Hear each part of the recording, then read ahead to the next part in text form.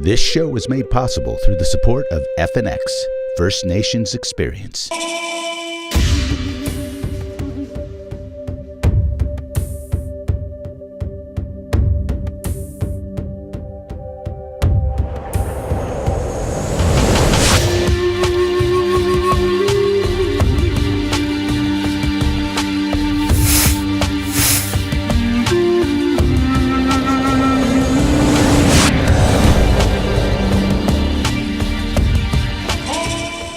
You're on native ground. I'm Bella Laundrie of the Assiniboine Sioux and Mandan Nation. And I'm Danny Herrera of the Miwok Nation. Welcome to this original series created for the First Nations Experience. Thank you for joining us. In today's show, we highlight Danncing Salmon Home. We will also dive into the world of indigenous fashion with an episode of Native Couture with Eddie Madril. And at the American Indian Film Festival, we were able to interview Danncing Carmelo, one of the festival's MCs for the award show. But now we take you to the Sundance Film Festival, where we were able to spend time with the Native role model, Heather Rae. Heather Rae is a 20-year veteran of the film industry. She has worked on more than 24 documentary and narrative film projects. She was named one of the 10 producers to watch for her success with both independent and mainstream films. From the Academy Award-nominated Frozen River to the nationally broadcast documentary Trudell, let's go to Bronwyn Walsh at the Sundance Film Festival for an exclusive interview with Heather Rae. I'm sitting here at the Sundance Co-op with Miss Heather Rae, filmmaker of the newly premiered Ass Backwards. Thank you. Thanks for having me. What kind of style do you usually work with? Well, most of the stuff I've done has been more like social realism, like really serious dramas and, subject matter that has more kind of gravitas to it. And then, of course, social issue documentaries. So this is like female Dumb and Dumber. Like, it's a really silly comedy. Have you ever worked with youth? We all have the things that we care about that we're really committed to.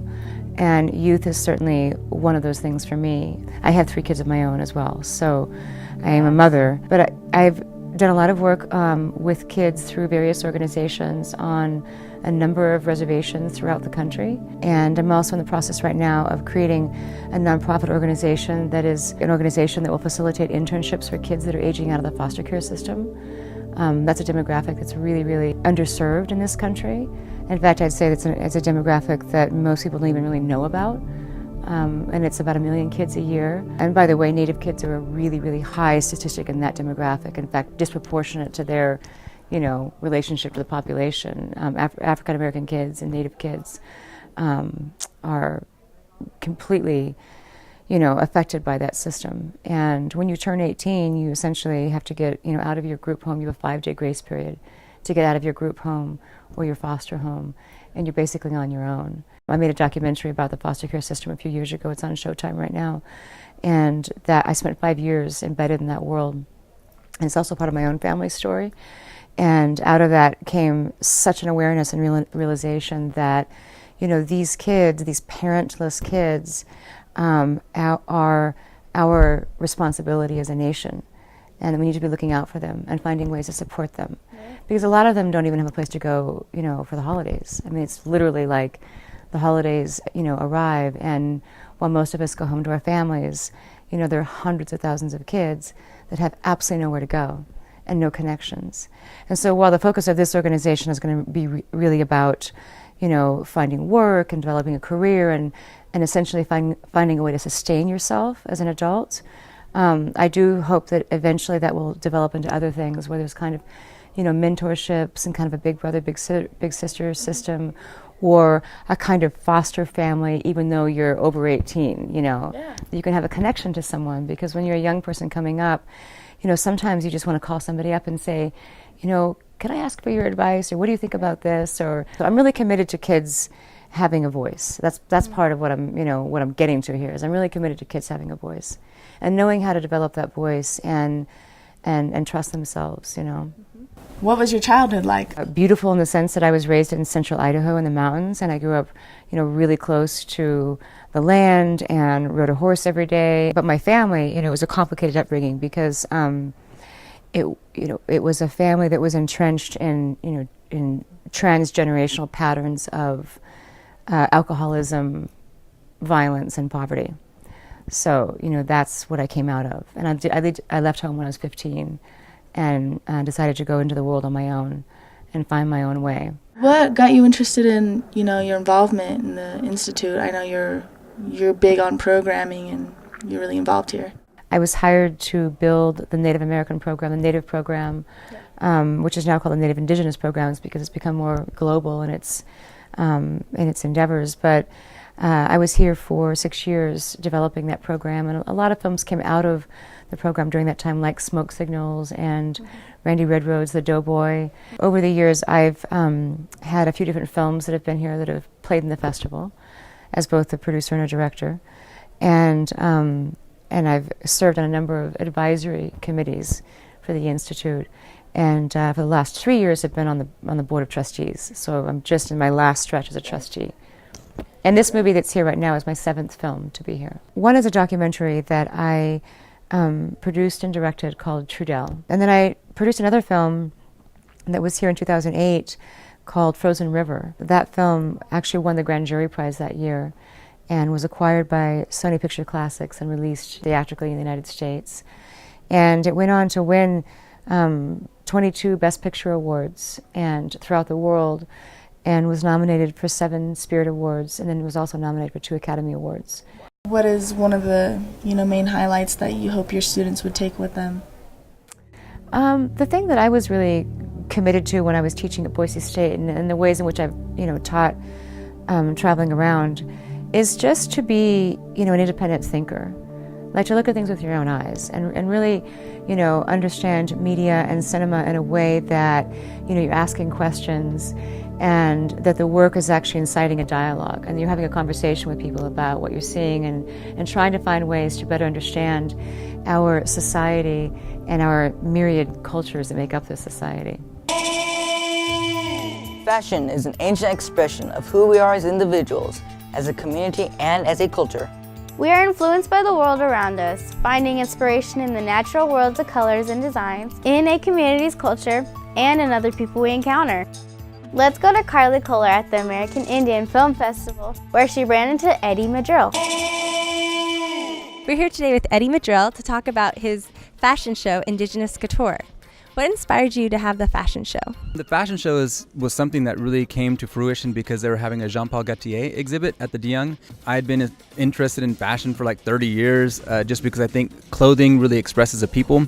And for Native people, for a lot of Indigenous people around the world, it really expresses internally and externally who we are, how we feel, where we come from. And I think for Native people, clothing isn't just something that's utilitarian. It's not something that's just for utility. It's something that has a meaning and a purpose. It expresses beauty and power. And I just wanted to kind of try my hand at, doing something that would represent us in a contemporary and a modern light. Can we do something like that, represent our people well, without, adhering or buying into some stereotype? Because a lot of times, any culture, whether it's religious, ethnic, social, sometimes it's the people themselves that perpetuate a stereotype. So I was just trying to see what I could come up with. What was your vision when you were putting these costumes together? As a vision, I just wanted to see what can I do with material. I think what happens when fashion designers are making things, they're designing things that they can sell. And then when you go to a fashion show like, Fashion Week, down in LA, New York, Milan, I think fashion designers really want to try their hand at what can they do with this type of material? How can they, make it stretch, bend? Can they sew it in certain ways? And I was like, well, I've never done it, but let's try it. And I artistically started imagining myself, well, if Native people and European people got along a little bit more cohesively in the late 1800s, what would fashion look like had they put their ideas together? So one of my motivations was, well, what could I do that would kind of represent when I think fashion was really, really prominent in Europe, which was in the late 1800s. I think when you look at fashion in the 1700s, 1800s, I think it's just, it's beautiful. It's so ornate. There's so much embellishment. There's, so much beauty. And I guess the motivation was to see, well, what would it look like? And what could we do now to challenge what looks like stereotypes and to challenge what people think we look like? So I think a lot of times when we represent ourselves, we're not exactly sure what we're supposed to do in a modern light, knowing that our Native brothers and sisters are going to look at it and go, well, what are you doing? Why are you doing it that? Were you worried about that, or did you think this was a good step for Native people to have this fashion show? I didn't worry. I kind of anticipated the challenges, the questions, and I would never have taken them abrasively or aggressively. I would have thought, okay, so this is starting the dialogue. This is starting the narrative of what's important to us now. I can express myself as an artist, but it's also up to other people, us as a Native community, to decide what's right and what's wrong. So if other people are going to do it, I'm going to be a critic. If I'm going to do it, others are going to be the critic. So how do we start a dialogue? So rather than me doing something and leaving and just kind of exiting, what do you think? Is it right? Is it wrong? And this is what makes it really, really valuable for other people who are non-Native to understand why we choose to do what we do. The ideas, for the most part, everything on paper was mine, but other people really contributed their own ideas, their own artistry, their own talents to a lot of the designs. We opened up the show with a lot of traditional clothing. It wasn't up to me to decide which clothing would be okay. I decided to pick people from different regions of the United States to represent themselves. I didn't tell people it had to be from the 1800s, very traditional. You represent you. How dare I tell somebody that they have to be 1850s Cherokee, 1700s Yaqui or something like that. So I just asked the people to represent themselves the best way that they could. I really appreciate that perspective on that. I think you mentioned this, you handmade some of them? Some of them I was hand making about an hour before the show started. But I think it's typical Native. A lot of people, Native and non-Native, really contributed to putting them together. Either I was sewing, my wife was sewing, my brother was sewing, my mother-in-law was sewing, my mother was sewing. We were all sewing and putting things together. Yeah, they're all friends and family. I wasn't looking to audition or go out and do these things. Now if I have to do that at some point, if we have this keep on growing, that's fine, but I wanted it to be a real family project.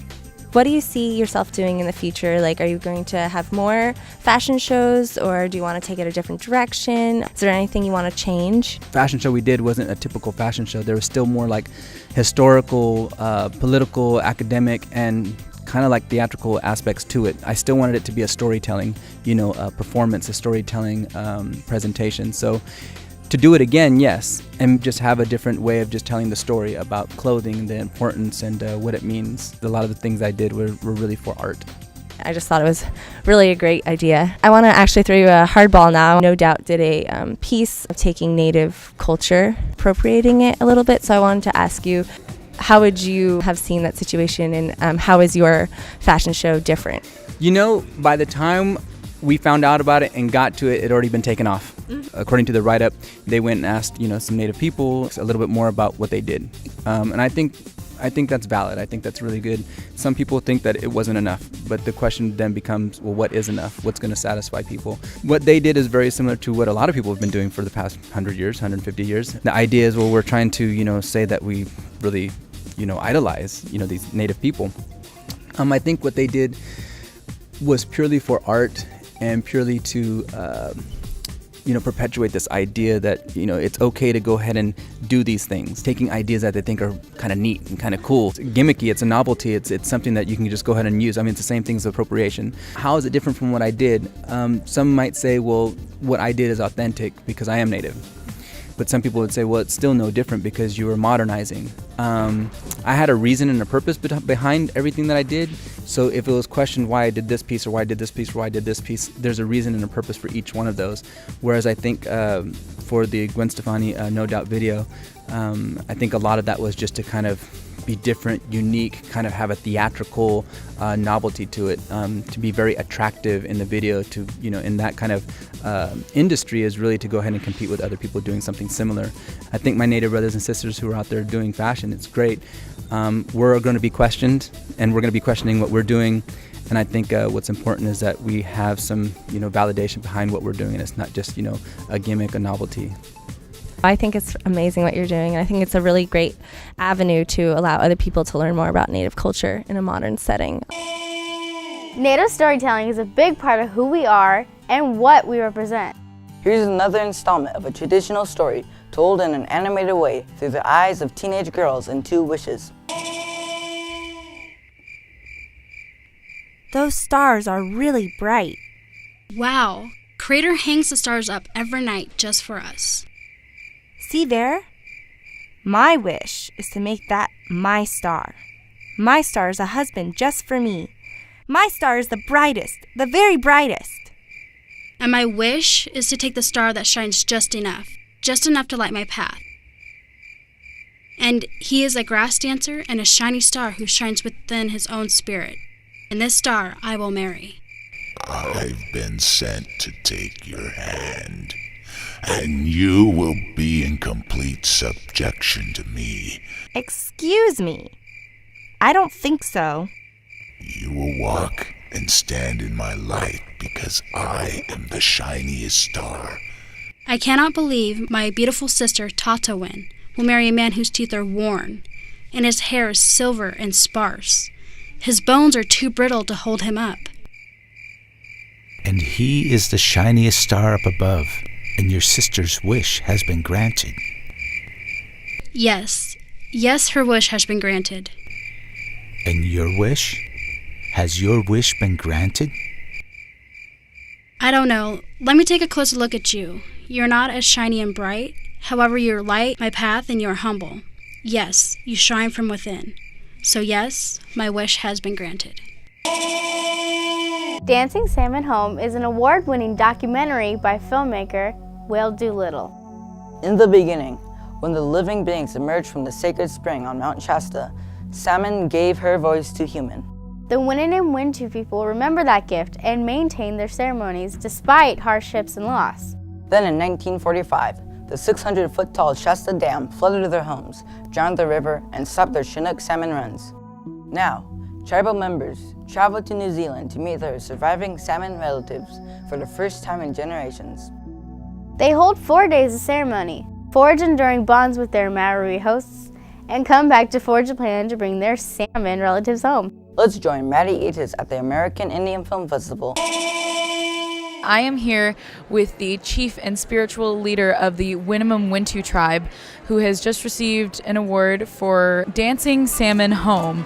Why don't you tell us a little bit about the documentary? We've been on this journey in protecting our sacred sites and protecting our river, and we held a war dance on Shasta Dam, and the old-time salmon came in and was wondering why they couldn't be home. And when we did that, we were to send the message around the world to say what's happening to Indian people here in California, right here, what's happening with us. And instead of actually calling that to light, we called the salmon to light. And halfway around the world in New Zealand, the Maori people got a hold of us and asked us if we wanted our salmon back. And our story is, we sent the salmon through the ice waterfall, and there they would wait for us. And now we got to go to New Zealand and dance for those salmon. And we found that they also have a mountain there that has ice waterfalls. And that's the only place in the world that the salmon survived. Of all of the places that they were sent, only in New Zealand. And they didn't have salmon before.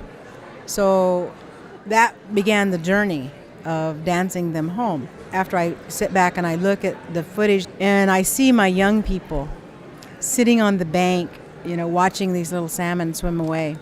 And the faces and their hearts, it's like, this is why we're doing it. This is the first time that we were able to see McCloud River salmon. And the emotions of that, Will did a great job capturing all of those parts that I didn't even know was happening.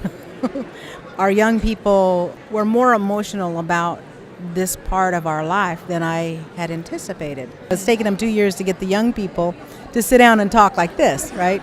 But when they did, their story is so deep.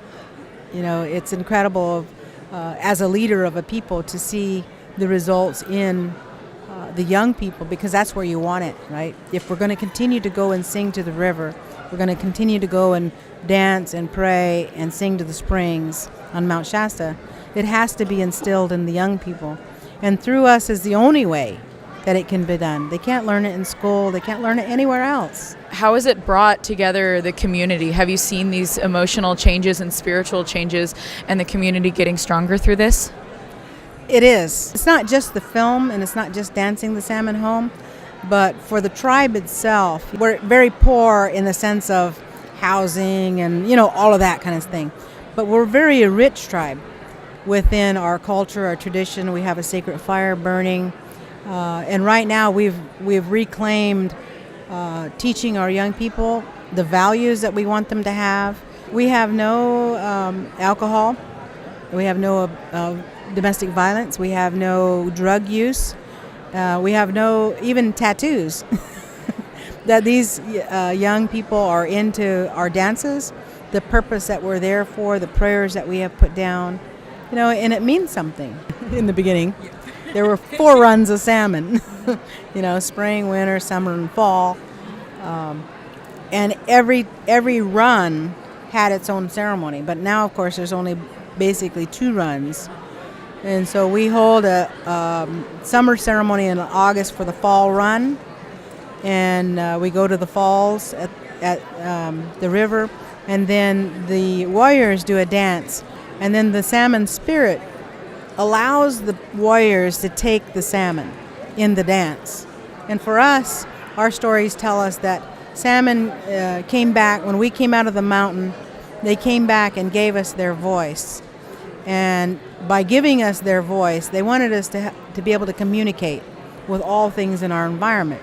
But our obligation for that gift is always to speak for salmon. And now our job is to bring them back to the United States.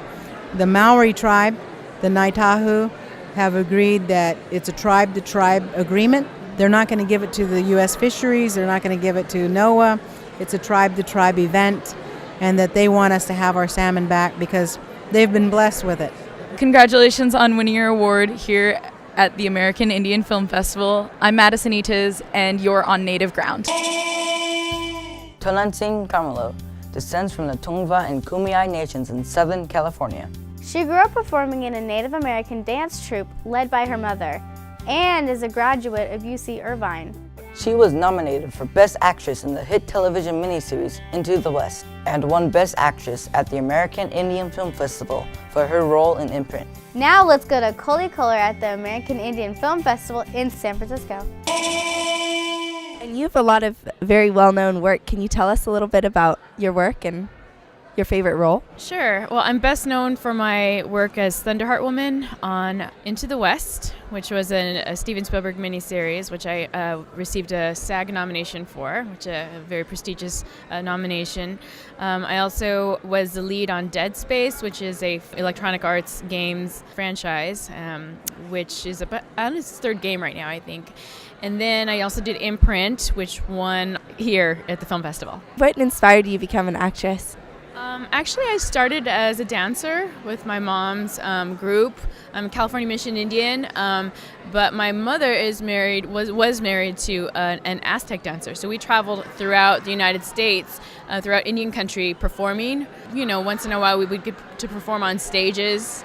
And I thought, wow, this is really neat to be, on a stage with lights and cameras, and people taking pictures. And I was attracted to it. And then I went into dancing in college. I was a dance major, and I was an environmental analysis and design major. But then I transitioned into acting, ultimately. Was it hard to be an actress as a Native American woman? It's challenging because they do try to put you in that category all the time. And as an actor, you want to do as much as you possibly can, and be diverse. And so, I definitely like doing Native roles. I love doing Native roles. But it's challenging to get the other roles all the time, And then, of course, it's challenging to get any role because there are a lot of good Native actresses right now out there. What advice can you tell our youth who want to become actresses? What can they do to fulfill their dreams? I was given some good advice. I wanted to go to get my master's, and I went to somebody, a good friend of mine, his name is Paul Apodaca, and he's a professor, and he said, if you want to act.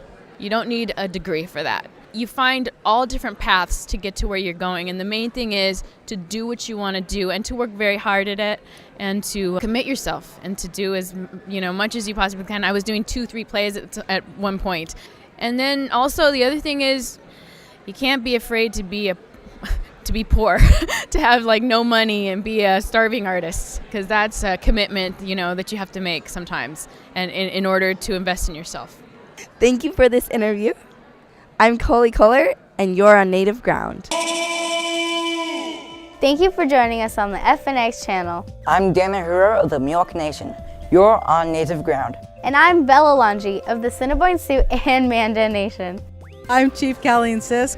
I'm the chief of the Winemum Wintu tribe, and I'm on native ground. Hi, I'm Danncing Carmelo, and I just finished emceeing the American Indian Film Festival, and I'm on native ground. I'm Eddie Madril, talking about indigenous couture on native ground. We are standing right in front of the Egyptian Theater, where they will be taking out of its vault its highly prized possession, El Mariachi, tonight at the red carpet premiere. Hello, my name is Nawa Kumig, also known as Dennis Banks, and you're on native ground, and you're also in Indian country. I'm Anita Hill, and I'm on native ground. I'm Don Henley of the Eagles, and it's nice to be here on native ground. I'm Heather Rae. I'm a film producer and a champion pie maker, and I'm on native ground.